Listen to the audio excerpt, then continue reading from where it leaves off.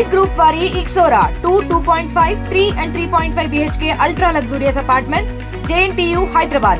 మరిన్ని వివరాలకి ఈ కింద నంబర్ని సంప్రదించండి.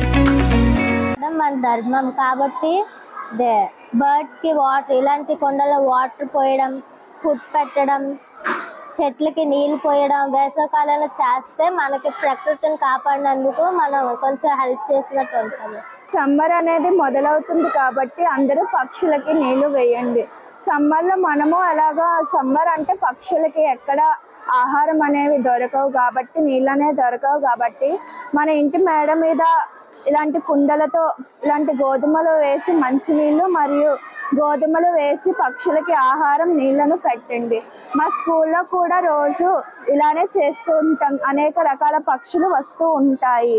స్టూడెంట్స్ కూడా కలిపి ప్రతి ఒక్కరు వాళ్ళ ఇంట్లో ఈ యాక్టివిటీ అనేది చేస్తారు. చాలామంది ఇలాగే వీడియో తీసి ఇలా పక్షులకి ఆహారం పెట్టి మా టీచర్స్ కూడా పెట్టారు. రోజు మా స్కూల్లో ఇలాగే చేస్తూ ఉంటాం. రకరకాల పక్షులు వస్తాయి. సమ్మర్ వస్తుంది కాబట్టి పక్షులకు నీళ్లు వేయండి, నీళ్లు పెట్టాలి. ఎందుకంటే వేసవి కాలంలో పక్షులకు నీళ్లు ఆహారం దొరకవు కాబట్టి వాటికి రోజు ఆహారం మంచినీళ్ళు మేడపైన అయినా సరే బయటనైనా సరే పెట్టాలి. చెట్లకు నీళ్లు పోయాలి. చెట్లకు నీళ్లు పోస్తే ప్రకృతి ఇంకా అభిచెందుతుంది. నా పేరు ఎన్ సుమతిబాయి, కేడిపిఎం హై స్కూల్ హెడ్ మిస్ట్రెస్గా పనిచేస్తుందండి. చాలా వరకు పిచ్చుకలు అవి కూడా మనకి రోజు రోజుకి అంతరించిపోతున్నాయి.